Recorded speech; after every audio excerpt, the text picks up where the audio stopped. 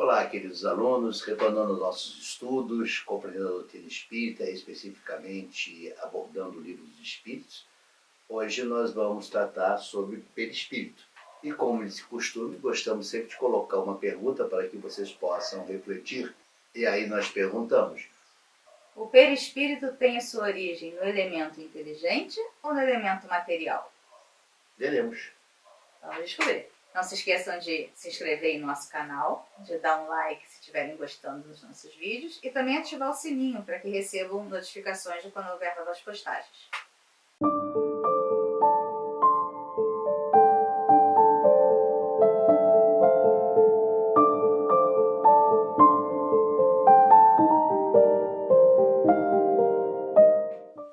Então, o perispírito há de ser algo importante para o espírito.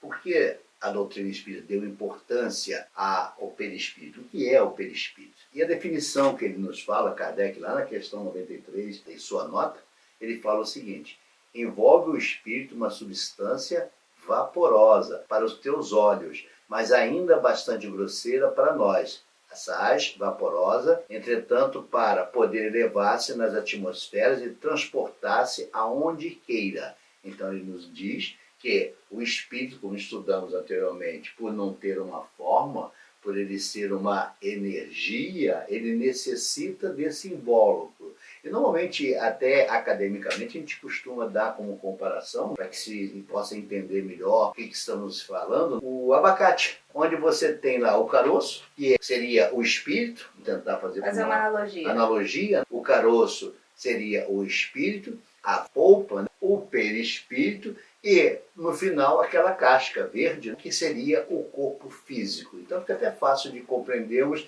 essa divisão que se tenta mostrar: corpo, perispírito e espírito. E qual é a finalidade disso? Nós veremos o porquê. Não é à toa que existe esse perispírito. Ele tem algumas funções que nós vamos agora falar sobre elas. Nessa questão ele já nos adverte que ele serve para elevar-se na atmosfera e transportar-se onde queira. Então o espírito não pode ir onde quer sem essa roupagem, sem esse invólucro. Então esse invólucro semimaterial é retirado do fluido universal. Respondendo então a pergunta inicialmente feita, ele não é o mesmo por natureza que forma o espírito. Ele é da natureza material. Ele é retirado para um fluido universal de cada globo. Preste atenção, de cada globo. Razão porque não é idêntico em todos os mundos. Passando de um mundo a outro, o espírito muda de envoltório como mudamos de roupa. Então a gente vê aqui na Gênese que do meio onde se encontra é que o espírito extrai o seu perispírito. Isto é, esse envoltório ele o forma dos fluidos ambientes. Então, se ele forma dos fluidos ambientes, como está dizendo aqui, ele é um subproduto do fluido cósmico universal. Os espíritos aqui tratam ele como sendo semimaterial. Por quê? Porque ele não tem a estrutura molecular dos compostos que formam o nosso mundo. O mundo que a gente consegue perceber pelos nossos sentidos. Ele tem uma forma etérea que nos escapa aos sentidos. Então, para diferenciar, apesar dele ser matéria, os espíritos o tratam como sendo um envoltório semimaterial. E ele agrega aqui: o corpo perispirítico e o corpo carnal têm, pois, origem no mesmo elemento primitivo. Ambos são matéria, ainda que em dois estados diferentes. Então, respondeu a pergunta que fizemos. Então, o perispírito, a natureza dele é matéria. Ainda que para diferenciar de uma forma mais didática, ele nos informaram que seria semimaterial, que na verdade é matéria. Esse invólucro tem a forma que o espírito queira. Ué, como assim? Então ele pode manipular esse fluido? Pode. Lembra que nós falamos sobre fluido cósmico universal, que é o material que pode se agregar, ele sofre todas as transformações da matéria? Então ele manipula sim esse fluido, dando a forma que ele bem desejar. É assim que esses vos aparecem algumas vezes, quer em sonho, quer no estado de vigília, e que pode tomar forma visível, mesmo palpável. Então, olha ele mostrando aí as naturezas químicas de poder ser visto, de poder ser palpável, de poder tomar a forma que desejar. Então, olha aí a ação da física e da química sobre o fluido cósmico universal, agregando, fazendo juntar, para dar forma que bem pretender. Então, para melhor esclarecer, ele nos fala que o perispírito, ou corpo fluídico dos espíritos, é um dos mais importantes produtos do fluido cósmico. É uma condensação desses fluidos em torno de um foco de inteligência ou alma. Lembra a definição que nós colocamos sobre espírito? Que ele não tinha uma forma. O que vai dar forma a esse espírito é justamente o perispírito, que vai ser rearranjado de acordo com a vontade desse espírito. A natureza do envoltório fluídico está sempre em relação com o grau de adiantamento moral do espírito. Então, quanto mais elevado for a moral desse espírito, menor será a densidade desse perispírito, menor será a percepção desse espírito para os nossos olhos. Por quê? Porque ele ganhou um estágio de refinamento, e isso interfere diretamente com o seu perispírito. Mas isso tudo tem a ver com a sua elevação moral. Quanto mais denso, quanto mais baixo, quanto menos ligado a uma moralidade, isso vai pesando esse perispírito. Então, o envoltório do perispírito de um espírito se modifica com o progresso moral que este realiza em cada encarnação, embora ele encarne no mesmo meio. Então, ele encarnou na Terra, sim, mas na medida que ele vai se depurando, ele vai se aproximando, lembra, da fonte, da sua origem, da cristalidade dessa fonte, ele vai se depurando, ele vai tendo melhorias, ele vai diminuindo a densidade desse perispírito. Então nós temos aí que o perispírito, ele se modifica com cada meio, da onde ele se forma, e até no mesmo meio, ele também se difere uns dos outros de acordo com o progresso moral adquirido. E olha o que a Gênesis nos fala. Os espíritos chamados a viver naquele meio tiram dele seus perispíritos. Porém, conforme seja mais ou menos depurado o espírito, seu perispírito se formará das partes mais puras ou das mais grosseiras do fluido peculiar ao mundo onde ele encarna, pelo que você falou. Quanto mais elevado for o espírito, mais puro esse fluido para poder formar o seu perispírito. A constituição íntima do perispírito não é idêntica em todos os espíritos encarnados ou desencarnados que povoam a Terra ou o espaço que a circunda. Ou seja, dando um exemplo aqui no mesmo ambiente, o planeta Terra. Então, o perispírito de uma pessoa não é igual ao perispírito da outra. Isso tem a ver com o quê? Com a evolução de cada um. A constituição do perispírito de cada um é diferente. E resulta que o envoltório perispirítico de um espírito se modifica com o progresso moral que este realiza em cada encarnação.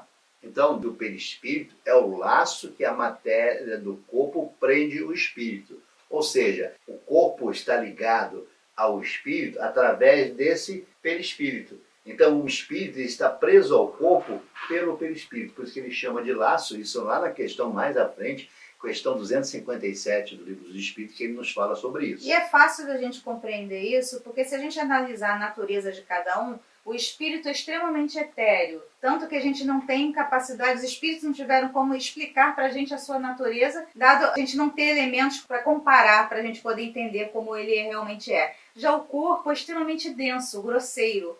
Como é que faz para fazer essa comunicação? Precisa de um intermediário aí. E aí é que entra o perispírito. Uma de suas funções é fazer essa comunicação, para que o espírito dê movimento ao corpo, para que o corpo transmita as sensações para o espírito. E aí, só para relembrá-los, na aula passada nos foi dito que o espírito é, se quisermos, segundo os espíritos, uma chama, um clarão, uma centelha etérea. Centelha esta que tem uma cor que, para nós, vai do escuro e opaco ao brilho do rubi, conforme o espírito é mais ou menos puro. Então ele está nos mostrando que esse espírito ele não tem uma forma, ele é uma chama. Para que ele adquira essa forma, ele precisa do perispírito. Dando continuidade à Gênese, ela nos fala que pela sua união íntima com o corpo, o perispírito desempenha preponderante papel no organismo. Pela sua expansão, põe o espírito encarnado em relação mais direta com os espíritos livres e também com os espíritos encarnados. Então, ele já nos dá uma outra dica aí que vamos ver mais à frente. Como ocorrem as comunicações, é espírito com espírito ou espírito com perispírito? Como é que funciona essas comunicações? É emitida para o perispírito e o perispírito vai enviar para o corpo? Enfim, toda essa problemática nós veremos mais à frente. A importância do perispírito dentro das comunicações. Então já estamos mostrando aí que ele não tem só a função de fazer o corpo comunicar com o espírito. ele já está mostrando aqui que ele é um agente para que nós encarnados entremos em contato com outros espíritos desencarnados. A Gênesis também fala sobre isso, que ela diz que o perispírito é o traço de união entre a vida corpórea e a vida espiritual. É por seu intermédio que o espírito encarnado se acha em relação contínua com os desencarnados. É, em suma, por seu intermédio que se operam no homem fenômenos especiais, cuja causa fundamental não se encontra na matéria tangível e que, por essa razão, parecem sobrenaturais. Olha aí as comunicações espirituais, que vai ser objeto também de estudo para a gente mais à frente, mas já estamos dando a dica que é através do perispírito que se operam essas comunicações. Então ele diz que o perispírito é o órgão sensitivo do espírito, por meio do qual este percebe as coisas espirituais que nos escapam os sentidos. Então é através do perispírito que a gente consegue entrar em contato com o mundo espiritual. E vamos observar também a importância do perispírito, que ele vai deixar impressões, vai registrar impressões no corpo físico. Olha o perispírito aí trazendo sequelas de outras situações passadas, a imprimir informações nesse perispírito, que sim, quando há o desencarne, o corpo físico que perece, o perispírito não perece, ele continua com o teu espírito e ali está registrado todas as impressões de anomalias que ocorreram por falha sua em vidas pretéritas. Olha o perispírito aí trazendo registros importantes a imprimir no futuro corpo, numa próxima reencarnação, aquelas sequelas ou aquelas anomalias que estavam registradas no perispírito. Existem estudos já bastante aprofundados onde mostra a necessidade de tratarmos o perispírito ao invés de tratar diretamente o corpo físico, a demonstrar a importância do perispírito para o tratamento de algumas doenças, algumas anomalias que estão lá registradas no perispírito. Então a gente pode observar que o perispírito ele tem várias funções no nosso organismo. Ele, além de servir de instrumento à nossa alma, ele também individualiza cada um. Ele tem uma função organizadora, como foi falado agora. Ele vai imprimir no corpo físico a necessidade que nós temos de atravessar naquela reencarnação. Então, se nós temos uma determinada doença, se nós temos alguma anomalia no nosso corpo físico, alguma deficiência, quem vai imprimir isso no nosso corpo físico é justamente o perispírito, que é aquela situação necessária que está programada para esta encarnação. Os passes, as curas, é através do perispírito que elas são realizadas. Então, ele tem várias funções. Na Gênesis, ela também fala aqui que o fluido universal é o elemento primitivo do corpo carnal e do perispírito, os quais são simples transformações dele. Pela identidade de sua natureza, esse fluido condensado no perispírito pode fornecer princípios reparadores ao corpo. O espírito, encarnado ou desencarnado, é o agente propulsor que infiltra num corpo deteriorado uma parte da substância do seu envoltório fluídico. Então, como é que se dão os passes e as curas? Através do quê? Da doação fluídica? Perispírito, perispírito. Então, o canal de transmissão dessa doação fluídica é o perispírito. Da mesma forma como foi falado anteriormente aqui, os fenômenos mediúnicos de aparição, de tangibilidade, eles também são efetuados através do perispírito.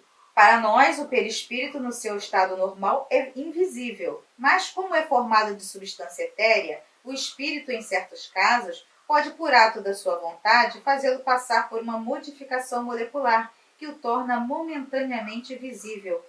Assim é que se produzem as aparições. Modificações moleculares, da mesma forma que acontece na química, um rearranjo de uma molécula transmite propriedades diferentes, na questão até visual, como foi falado em outras aulas, um corpo opaco se torna translúcido, ou mudança de cor, de acordo com o rearranjo molecular de uma mesma substância. Que essas operações que ocorrem no nosso mundo material também ocorrem no mundo espiritual. E aí nós explicamos por que o espírito se torna visível. Ou seja, é passe de mágica? Não, é uma transformação. Nós não temos como desenhar essa transformação quimicamente ainda. Porém, ela ocorre. Algumas aparições que foram testemunhadas na Bíblia, no livro sagrado, nada mais foram do que manipulações fluídicas. Não foram propriamente dito um milagre, não foi propriamente dito algo extraordinário. Foram manipulações fluídicas realizadas por aquele espírito, sem nominá-lo, e realizou aquela aparição de tal sorte que pudesse se tornar visível a todos que assistiam àquele evento. Então, ele nos mostra a possibilidade do espírito se, vamos chamar, materializar, de se materializar, que quando na verdade está fazendo com que esse invólucro se torne visível através dos nossos sentidos, a gente possa perceber. Quando começaram os fenômenos das mesas girantes, também era o perispírito que estava ali atuando. Olha o que a Gênese nos relata. Os fenômenos das mesas girantes e falantes, da suspensão etérea de corpos pesados, da escrita mediúnica, tão antigos quanto o mundo, porém vulgares hoje, facultam a explicação de outros análogos e espontâneos, aos quais, pela ignorância da lei que os rege, se atribuía caráter sobrenatural e miraculoso. Então, as mesas girantes, quando começaram, elas eram tidas como um fenômeno miraculoso. As pessoas queriam ir por curiosidade, porque achavam que ali estava operando um milagre ou uma mágica. Tais fenômenos têm por base as propriedades do fluido perispirítico, quer dos encarnados, quer dos espíritos livres. Por meio do seu perispírito é que o espírito atuava sobre o seu corpo vivo, ainda por intermédio desse mesmo fluido é que ele se manifesta, atuando sobre a matéria inerte, é que produz ruídos, movimentos de mesa e outros objetos, que os levanta, derriba ou transporta. Então, quando a mesa se destaca do solo e flutua no espaço sem um ponto de apoio, o espírito não a ergue com a força de um braço. Envolve-a e penetra uma espécie de atmosfera fluídica que neutraliza o efeito da gravitação. Olha aí, mostrando um fenômeno físico atuando por intermédio do perispírito daqueles que estão ali doando. E essa utilização desses fluidos, né, são tão importantes para que a gente possa compreender pela força do pensamento, que André Luiz nos fala lá na ideoplastia. Que é ele que cunhou esse Aliás, termo, né? ele que cunhou esse termo. E ele nos fala que o pensamento pode materializar-se. Materializar o pensamento, criando formas que muitas vezes se revestem de longa duração, conforme a persistência da onda em que se expressa.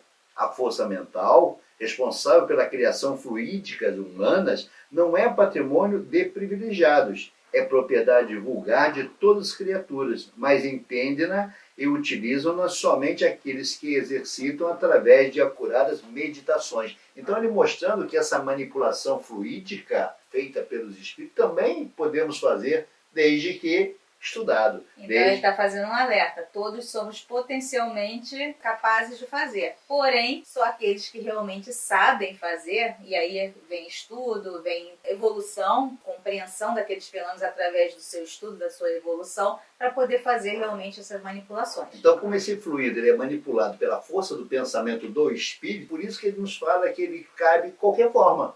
Porque ele vai idealizar a forma que bem desejar. É o que André Luiz nos fala da ideoplastia. Uma outra questão que também levanto, perispírito é uma coisa somente da doutrina espírita? É só ela que entende disso? Só? Não. Você vê que não. Há muito homem já fala isso, já foi levado ao homem. Então vamos ver alguns casos aqui, talvez eu erre a pronúncia, né? Me perdoem, né, pelos erros de pronúncia. Monomaya Kosha, védica, nominava o perispírito. Esse mesmo intermediário do espírito da matéria com outro nome. Ka-Obai, sacerdotes egípcios, já falavam na existência do perispírito. Kama-Rupa, budismo, também já falava. Olha os nossos amigos gregos falando em Eidolon ou Alquemar, gregos falando no perispírito. Lá no chinês, Qi, o corpo astral, os alquimistas esotéricos já falavam, os teosofistas já falavam nesse corpo astral. O que é o corpo astral? Perispírito. Então vocês vão ver uma série de terminologia para tratar de perispírito. Então ela não é uma faculdade cunhada pela doutrina espírita, não. O homem já tem essa percepção que o espírito se apresenta com esse invólucro chamado para nós perispírito. Mas por toda a eternidade já é falado nesse perispírito. Corpo fluídico, Leibniz já falava no corpo fluídico. O nosso querido amigo Hernando Guimarães de Andrade chamava isso de modelo organizador biológico. Então, olha quantas terminologias são utilizadas para tratar a mesma coisa. Perispírito. Então, o perispírito não é uma invenção da doutrina, não foi algo que a doutrina criou, não. O homem já trata sobre o perispírito, não é de agora. É claro que os estudos aprofundados de cada segmento desse é que vai nos dar um maior aprofundamento do que é, de como funciona isso. Mas uma coisa é comum, todos eles falam nesse fluido. e por que o espírito necessita se apresentar com essa roupagem perispiritual, né? Qual as razões por que ele se apresenta dessa forma. Encerrando esse assunto, André Luiz, na obra Evolução em Dois Mundos, e eu recomendo a sua leitura, é extremamente técnico, mas importante, até para desmistificar muitas das fantasias que acabamos criando, achando que são coisas mágicas, ou fenomenais, ou extraordinárias. A Evolução em Dois Mundos nos coloca muito, como eu chamo, pezinho no chão, para que a gente possa compreender essa doutrina espírita sem esse viés do fantástico. Ele fala, retrato do corpo mental. Para definirmos de alguma sorte o corpo espiritual, é preciso considerar, antes de tudo, que ele não é reflexo do corpo físico, porque, na realidade, é o corpo físico que o reflete, tanto quanto ele próprio. O corpo espiritual retrata em si o corpo mental que lhe preside a formação.